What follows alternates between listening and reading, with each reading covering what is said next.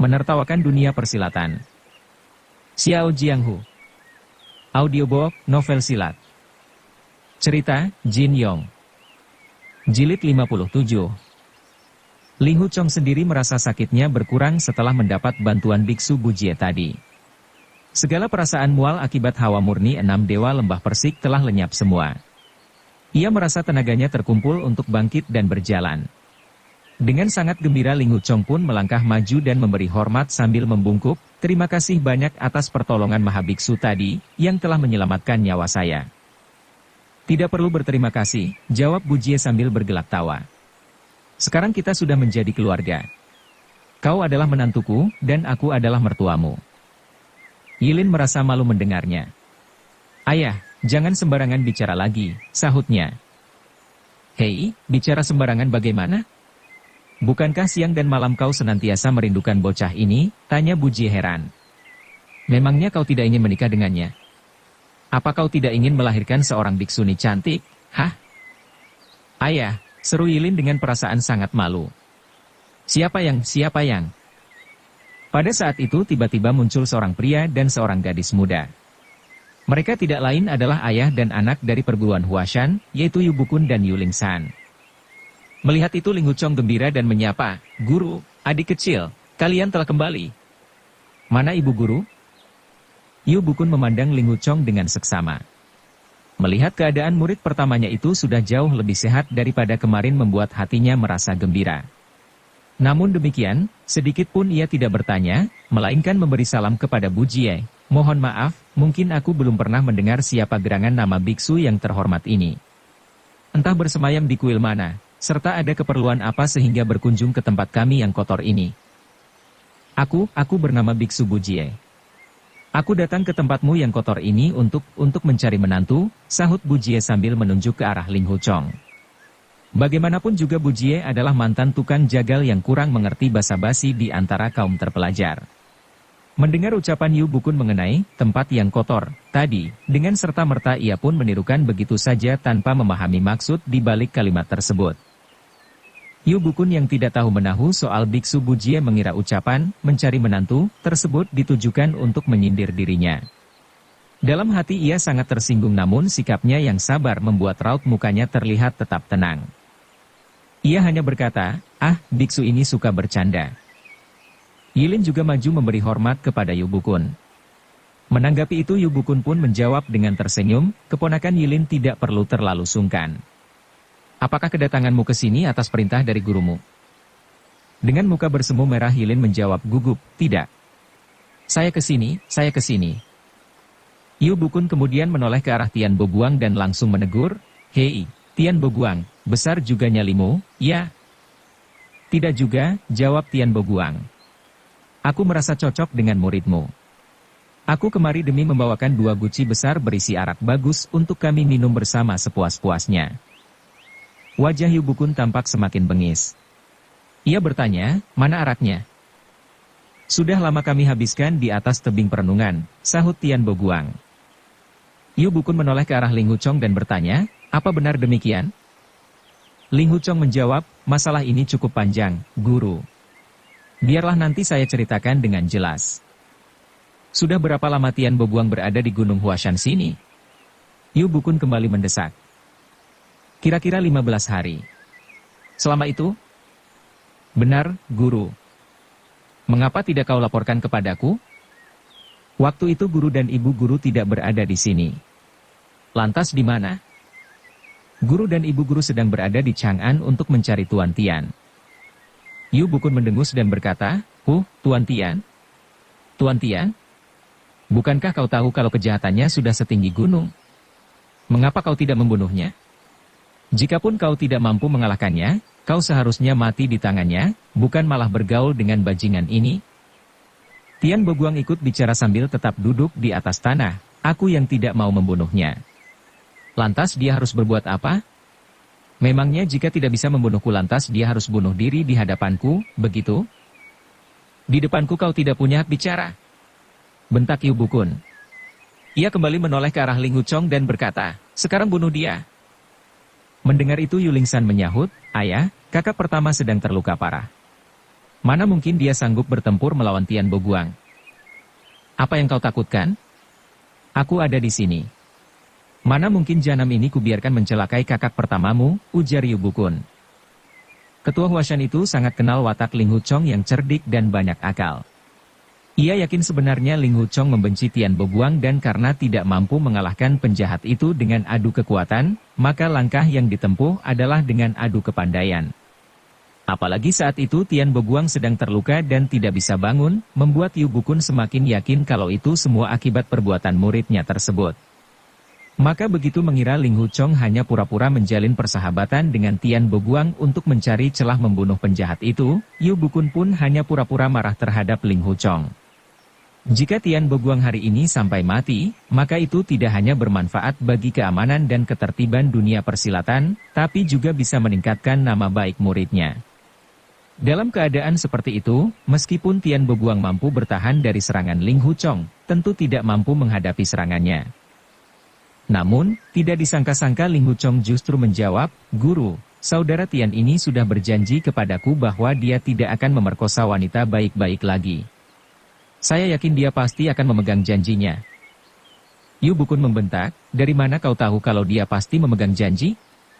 Terhadap penjahat ini apa kau masih juga bicara soal kepercayaan segala? Apa kau lupa sudah berapa banyak nyawa orang yang tidak berdosa sudah melayang di tangannya? Kalau binatang seperti ini kau biarkan hidup, apa gunanya kau belajar silat? Shan Er, lekas kau berikan pedangmu kepada kakak pertama." "Baik," jawab Yu Lingsan yang kemudian mencabut dan menyerahkan pedangnya kepada Ling Huchong. Ling Huchong benar-benar merasa serba salah.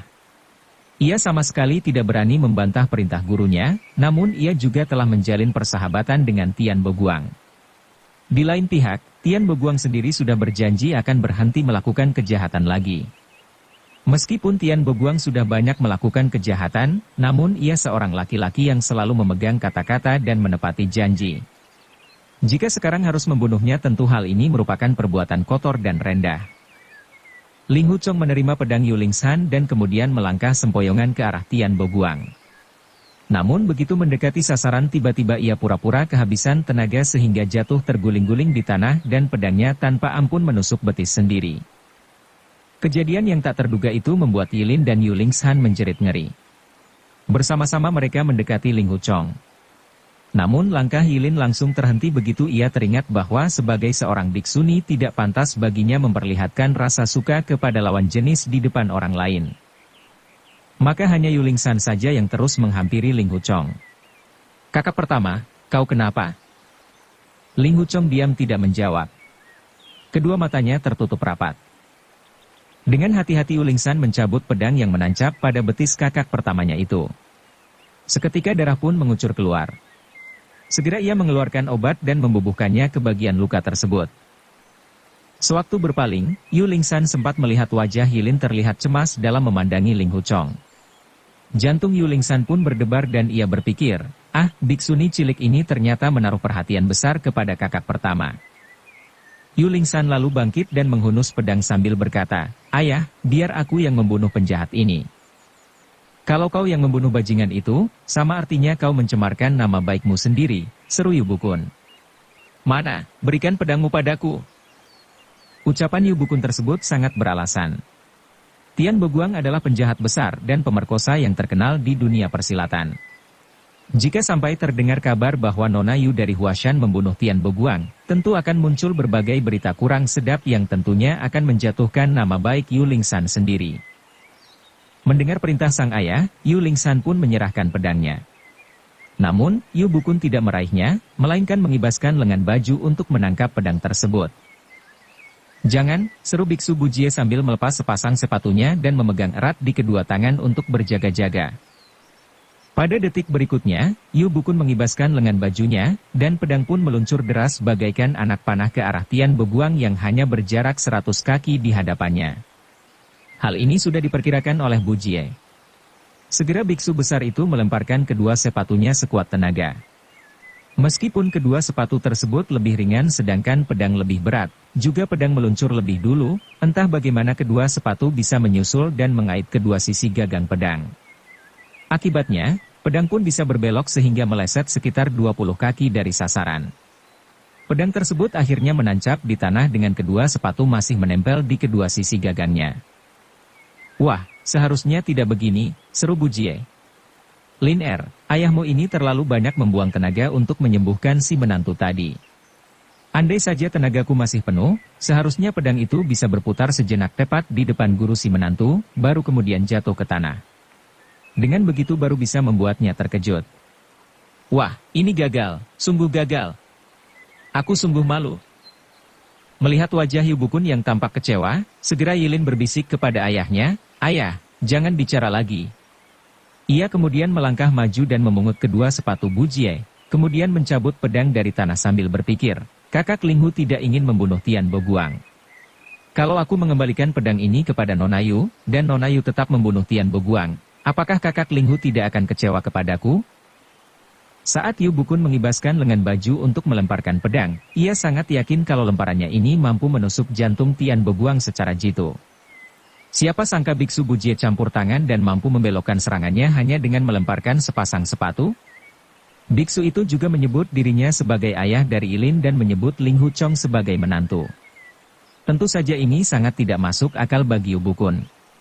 Meskipun ucapannya seperti biksu gila, namun kekuatannya sungguh luar biasa. Ia juga berkata baru saja mengobati Ling Hu Chong dengan mengerahkan tenaga dalam. Jika benar demikian, bukankah ini lebih mengagumkan lagi? Yu Bukun yakin kalau ia mengerahkan tenaga dalam kabut lembayung senja, maka biksu Bujie tidak akan mampu menandinginya. Akan tetapi sebagai seorang ahli silat papan atas, pantang baginya melakukan serangan kedua terhadap musuh yang tingkatan ilmunya lebih rendah apabila serangan pertama gagal. Maka, ketua perguruan Huashan itu pun memberi hormat sambil berkata dengan suara datar, "Aku sungguh kagum dengan kekuatan lemparan Mahabiksu. Jika hari ini Mahabiksu sudah bertekad melindungi jahanam cabul itu, maka aku memutuskan untuk tidak turun tangan lagi." Mendengar ucapan itu, Yilin merasa lega dan ia pun berjalan ke arah Yu Lingsan kemudian mengulurkan pedang sambil berkata, "Kakak, ini pedangmu." Yu Lingsan mendengus saat menerima pedang itu. Tanpa melihat sedikit pun, ia memutar dan menyarungkan pedangnya dengan gerakan indah dan rapi. Gerakan yang luar biasa, Nona, puji biksu Bujie sambil tertawa keras. Ia kemudian menoleh ke arah Ling Hu Chong, menantuku, lebih baik kita berangkat sekarang saja. Adik perguruanmu itu sangat cantik. Kalau kau terus-menerus bersamanya, aku sangat khawatir. Ling Hu Chong menjawab, Mahabiksu agaknya memang suka bercanda. Mohon kata-kata yang bisa mencemarkan nama baik perguruan Henshan dan Huashan jangan diulangi lagi. Apa maksudmu? Tanya Bujie heran. Susah payah aku menemukanmu, bahkan menyelamatkan nyawamu, tapi sekarang kau menolak menikahi putriku, hah? Dengan muka merah padam Ling Hu Chong menjawab, seumur hidup, Ling Hu Chong tidak akan berani melupakan budi baik Mahabiksu. Tapi perguruan Henshan memiliki peraturan yang sangat ketat. Bila Mahabiksu bercanda seperti itu lagi, tentu akan membuat rikuh Biksuni Dingxian dan Biksuni Dingi. Bujie menoleh kepada Yilin. Lin Er, apa pancalon menantuku ini? Aku sungguh tidak paham, ucapnya sambil menggaruk-garuk kepala. Yilin menutup wajah dengan kedua tangan kemudian berkata sambil menangis, ayah jangan bicara lagi. Dia adalah dia, aku adalah aku. Ada sangkut paut apa antara aku dan dia? Usai berkata demikian biksuni muda itu pun berlari menuruni jalan setapak ke arah kaki gunung. Bujie termangu-mangu dalam kebingungan. Selang agak lama barulah ia berkata, aneh, sungguh aneh. Bila tidak bertemu susah payah berusaha mencari. Tapi kalau sudah bertemu malah ditinggal pergi. Ah, dia benar-benar mirip ibunya. Perasaan biksuni memang sukar ditebak. Biksu bertubuh besar itu kemudian bergegas pergi menyusul putrinya. Tian Boguang yang lolos dari maut perlahan-lahan bangkit berdiri. Ia lalu berkata, selama gunung masih menghijau dan sungai masih mengalir, semoga kita masih bisa berjumpa lagi, saudara Ling Hu. Perlahan ia memutar tubuh dan berjalan turun gunung dengan langkah sempoyongan. Sahabat sejati telah tiada. Setelah Tian Boguang pergi jauh, barulah Yu Bukun membuka suara, Chong Er, kau sungguh baik pada jahanam itu. Kau lebih suka melukai diri sendiri daripada membunuhnya. Ling Hu Chong tersipu malu. Pandangan gurunya yang jeli tidak bisa dikelabui begitu saja dengan tindakan sandiwara tadi. Maka, ia pun menjawab, "Guru, meskipun perbuatan orang bermarga Tian itu tidak baik, tapi ia sudah berjanji untuk berubah. Dan lagi, sudah beberapa kali saya dikalahkan olehnya, namun dia selalu memberi ampun tanpa mengambil nyawa saya." Terhadap bangsat berhati binatang itu kau masih juga bicara tentang budi baik segala. Cepat atau lambat, kelak kau sendiri yang akan menyesal, ujar Yu Bukun. Melihat muridnya yang terluka parah namun masih bisa bertahan hidup sampai saat ini membuat hatinya merasa gembira. Namun saat melihat Ling Huchong pura-pura menusuk betis sendiri jelas terlihat baginya kalau itu semua hanya sandiwara. Karena sejak kecil Yu Bukun sudah hafal sifat Ling Huchong yang suka berbohong membuatnya enggan bertanya ini itu lebih jauh. Apalagi yang telah diucapkan Ling Huchong kepada Biksu Bujie tadi sungguh tepat sesuai dengan harapannya, membuat ketua perguruan Huashan itu memilih untuk menunda urusan Tian Boguang lain waktu. Setelah diam sejenak, Yu Bukun lantas bertanya sambil mengulurkan tangan, "Lalu, di mana kitab itu?" Ling Huchong langsung tanggap kalau kedatangan gurunya bersama si adik kecil tidak lain adalah untuk urusan kitab rahasia ilmu kabut lembayung senja. Sepertinya perbuatan Yu Lingsan sudah diketahui sang ayah, dan ini sesuai dengan harapan Ling Huchong. Maka pemuda itu pun menjawab, "Kitab itu ada pada adik keenam. Demi untuk menyelamatkan nyawa saya, adik kecil telah mengambil kitab pusaka tersebut. Mohon guru jangan menyalahkan adik kecil. Saya sendiri tanpa seizin guru tidak berani menyentuh kitab tersebut, apalagi membaca dan mempelajarinya." Wajah Yu Bukun berubah menjadi ramah. Ia pun berkata dengan tersenyum, "Begitulah seharusnya. Bukannya aku tidak mau mengajarimu, tapi perguruan kita sedang menghadapi masalah gawat. Aku tidak punya cukup waktu untuk memberimu petunjuk. Bila membiarkanmu berlatih sendiri tentu akan sangat berbahaya." Setelah diam sejenak, ia melanjutkan, "Biksu bernama Bujie tadi bersifat polos tapi tenaga dalamnya sangat bagus. Apakah dia telah memusnahkan 6 arus hawa murni aneh dalam tubuhmu? Bagaimana keadaanmu sekarang?" Ling Huchong menjawab, "Rasa mual dan sesak di dada sudah lenyap. Berbagai macam rasa sakit yang biasanya panas seperti dibakar juga sudah lenyap. Hanya saja, sekujur badan saya terasa lemas, sedikit pun tidak bertenaga. Itu sudah wajar. Orang yang baru sembuh dari luka parah sudah pasti masih lemas," ujar Yu Bukun. "Budi baik Biksu Bujie kelak harus kita balas." "Baik, guru," jawab Ling Huchong. Yu Bukun sendiri sebenarnya khawatir 6 dewa lembah persik kembali datang menyerang. Namun menyadari tidak ada tanda-tanda kehadiran 6 orang aneh itu membuat perasaannya sedikit lega. Meskipun demikian, ia tidak berani mengambil risiko untuk tetap tinggal di Gunung Huashan. Setelah berpikir demikian ia lantas berkata, "Mari kita jemput Dayou untuk bersama-sama menuju ke Gunung Songshan. Apakah kau sanggup menempuh perjalanan jauh, Chong Er?" "Sanggup, guru," jawab Ling Huchong gembira. Maka berangkatlah Yu Bukun, Ling Huchong, dan Yu Lingsan kembali ke pondok tempat Lu Dayou berada. Yu Lingsan berjalan paling depan dan begitu sampai di depan pondok, tangannya langsung mendorong pintu. Tiba-tiba gadis itu menjerit ngeri. Yu Bukun dan Ling Huchong bergegas memeriksa ke dalam. Mereka melihat Lu Dayou tergeletak di lantai tak bergerak sedikit pun. "Jangan takut, adik kecil," kata Ling Huchong sambil tersenyum. "Aku yang telah menotoknya." "Kau membuatku takut," sahut Yu Lingsan. "Mengapa kau totok monyet keenam?"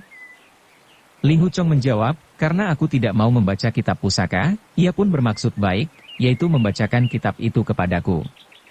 Namun aku tidak mau mendengarkan dan terpaksa menotoknya sehingga ia jatuh lemas. "Tapi mengapa dia?" "Hei," tiba-tiba terdengar suara Yu Bukun berseru. Diperiksanya nafas dan urat nadi Lu Dayou kemudian berkata dengan perasaan heran bercampur terkejut, "Kenapa dia sudah? Dia sudah mati?" "Chong Er, urat nadi mana yang kau totok?" Jantung Ling Huchong berdebar kencang begitu mendengar Lu Dayou telah meninggal. Ia pun menghampiri dengan badan gemetar dan langkah terhuyung-huyung. Saya," katanya dengan suara gemetar. Dirabanya tubuh Lu Dayou ternyata sudah dingin dan kaku. Jelas kalau sudah cukup lama ia mati. Tak kuasa menahan perasaan, Ling Huchong pun menjerit dan menangis, "Adik. Adik keenam, apa kau benar-benar meninggal?" "Lalu, di mana kitabnya?" tanya Yu Bukun. Ling Huchong memandang sedih dengan air mata berlinang-linang. Kitab Kabut Lembayung Senja ternyata sudah tidak ada lagi di dalam kamar itu. Benar juga. Di mana kitab itu? Demikian ia bertanya kepada diri sendiri. Diperiksanya baju Ludayo namun tidak juga ia temukan. Tadi sewaktu saya menotok adik ke-6, kitab pusaka itu jelas masih terdapat di atas meja. Mengapa sekarang bisa hilang? Yu Lingsan ikut mencari ke segenap penjuru pondok, baik itu di ranjang, di dekat meja dan bangku, di balik pintu, namun kitab Kabut Lembayung Senja benar-benar lenyap. Dengan hilangnya kitab Kabut Lembayung Senja yang merupakan kitab pusaka tertinggi dalam perguruan Huashan tentu saja membuat Yu Bukun gelisah. Ia memeriksa jasad Ludayo ternyata sama sekali tidak ditemukan tanda-tanda luka. Selain itu ia juga memeriksa sekitar pondok termasuk di atap juga tidak terdapat tanda-tanda kedatangan orang lain. Tidak ada tanda-tanda orang lain datang. Sepertinya juga bukan 6 dewa lembah persik ataupun biksu Bujie yang mengambilnya. Demikian pikiran yang terlintas dalam benak Yu Bukun. Ia kemudian bertanya dengan nada bengis, "Chong Er, sebenarnya titik nadi mana yang telah kau totok?" Ling Hu Chong pun berlutut di hadapan sang guru, kemudian menjawab, "Dalam keadaan terluka tadi, saya khawatir kurang kuat menotoknya. Maka, yang saya totok adalah titik Tansong, tak tahunya malah membuat adik ke-6 celaka." Usai berkata demikian Ling Hu Chong langsung mencabut pedang yang masih tergantung di pinggang Ludayo untuk mencoba bunuh diri. Namun belum sampai mengenai leher, Yu Bukun langsung menyentil sehingga pedang itu terlempar keluar menembus jendela. "Boleh saja kalau kau ingin bunuh diri," kata Yu Bukun. "Tapi kau harus lebih dulu menemukan kitab rahasia Kabut Lembayung Senja. Di mana kau sembunyikan kitab itu?" Ling Hu Chong semakin sedih karena dirinya dicurigai. Setelah diam sejenak ia lalu berkata, "Guru, kitab pusaka itu pasti telah dicuri orang. Bagaimanapun juga saya berjanji akan mencari dan menemukannya kembali tak kurang 1 halaman pun." Yu Bukun yang sedang kalut menjawab, "Jika isi kitab itu sampai dihafal atau disalin orang lain tentu tidak ada nilainya lagi sebagai kitab pusaka perguruan kita, meskipun kau berhasil menemukannya." Setelah diam sejenak ia kembali bicara dengan nada lebih ramah, "Chong Er, jika kau mengambil kitab itu lebih baik kembalikan saja. Aku berjanji tidak akan memarahimu." Ling Hu Chong terperanjat mendengar tuduhan gurunya. Ia memandangi mayat Ludayo dengan tatapan kosong, kemudian berkata dengan suara lantang, "Guru, bila ada 10 orang yang membacanya biar 10 orang itu kubunuh. Bila ada 100 orang juga ke-100-nya akan kubunuh. Dan bila guru masih juga sangsi, silakan bunuh saja saya dengan sekali hantam. Saya tidak akan melawan." Yu Bukun menggeleng dan berkata, "Berdirilah. Bila kau sudah mengaku tidak, tentu bukan kau pelakunya. Aku percaya kepadamu. Apalagi selama ini kau sangat akrab dengan Dayou, tentu kau tidak sengaja membunuhnya pula. Tapi di mana kitab itu berada? Siapa pencuri sebenarnya?" Usai berkata demikian Yu Bukun termangu-mangu memandang keluar jendela. "Ayah, ini semua salahku," kata Yu Lingsan. "Aku yang berbuat lancang mengambil kitab pusaka ayah. Ternyata kakak pertama tidak mau membacanya dan sekarang nyawa kakak ke-6 melayang gara-gara masalah ini. Biarlah aku yang pergi mencari kitab itu." Yu Bukun berkata, "Coba kita cari sekali lagi di sekitar sini." Bersama-sama mereka bertiga mencari di sekitar pondok namun hasilnya tetap saja nihil.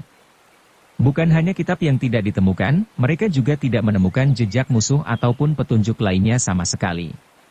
Akhirnya Yu Bukun berkata, "Kejadian ini jangan sampai tersiar keluar, kecuali aku saja yang memberitahu ibumu. Mari kita kubur jasad Ludayo dan lekas tinggalkan tempat ini."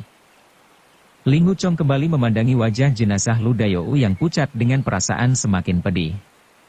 Dalam hati ia berpikir, adik ke-6 adalah sahabatku yang paling baik.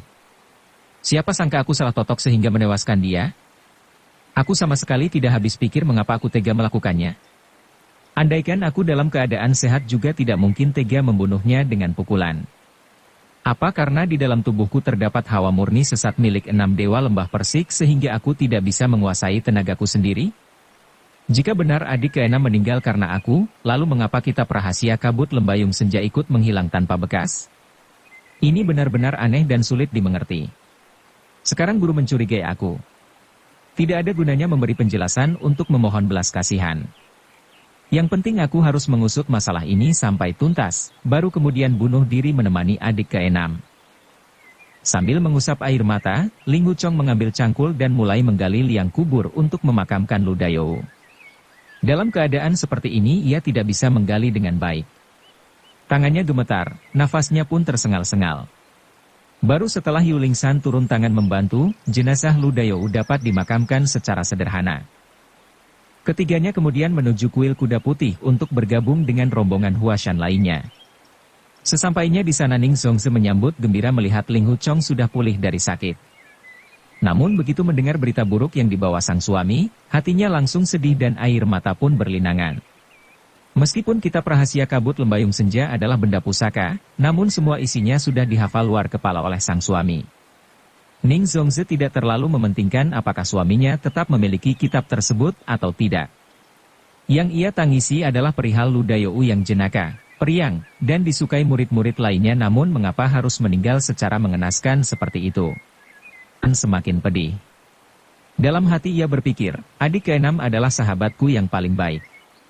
Siapa sangka aku salah totok sehingga menewaskan dia? Aku sama sekali tidak habis pikir mengapa aku tega melakukannya. Andaikan aku dalam keadaan sehat juga tidak mungkin tega membunuhnya dengan pukulan. Apa karena di dalam tubuhku terdapat hawa murni sesat milik 6 dewa lembah Persik sehingga aku tidak bisa menguasai tenagaku sendiri? Jika benar adik keenam meninggal karena aku, lalu mengapa kitab rahasia kabut Lembayung Senja ikut menghilang tanpa bekas? Ini benar-benar aneh dan sulit dimengerti. Sekarang guru mencurigai aku. Tidak ada gunanya memberi penjelasan untuk memohon belas kasihan. Yang penting aku harus mengusut masalah ini sampai tuntas, baru kemudian bunuh diri menemani adik keenam. Para murid lainnya tidak tahu menahu atas apa yang telah terjadi. Mereka hanya bisa menyaksikan wajah sang guru, ibu guru, kakak pertama, dan si adik kecil yang semua murung sehingga membuat mereka tidak berani bertanya ini itu dan berbuat ribut. Yu Bukun kemudian menyuruh Lao Denwo menyewa 2 kereta, satu untuk Ning Zongzi dan Yu Lingsan, sedangkan satu lagi untuk Ling Wuchong yang tenaganya masih lemah. Rombongan dari perguruan Huashan tersebut lalu melanjutkan perjalanan ke arah timur menuju Gunung Songshan. Beberapa jam kemudian mereka pun tiba di kota Weilin. Saat itu hari sudah mulai gelap. Mereka berusaha mencari tempat bermalam, namun di kota kecil itu hanya ada satu penginapan saja dan itu pun sudah penuh dengan tamu. Karena dalam rombongan terdapat beberapa murid perempuan sehingga tidak pantas untuk bermalam di sembarang tempat. Terpaksa Yu Bukun memerintahkan untuk melanjutkan perjalanan ke kota selanjutnya. Baru saja berjalan 1 li, kereta yang ditumpangi Ning Zongzi dan Yu Lingsan rusak karena poros rodanya patah. Ling Wuchong pun menawarkan keretanya sedangkan dirinya memilih berjalan kaki bersama yang lain. Baru saja pemuda itu mencoba turun, tiba-tiba si Daizi menunjuk ke arah timur laut dan berkata, "Guru, di tepi hutan sana ada kuil. Bagaimana kalau kita bermalam di sana?" Ning Zongzi menyela, dalam rombongan kita ada beberapa murid perempuan, dan mungkin mereka merasa riko. Yu Bukun berkata, "Daizi, sebaiknya kau pergi dulu ke sana. Jika biksu yang menghuni kuil itu menolak, maka kau jangan memaksanya." Bersambung ke jilid 58. Dukung kami dengan subscribe, follow, like, komen dan share. Terima kasih.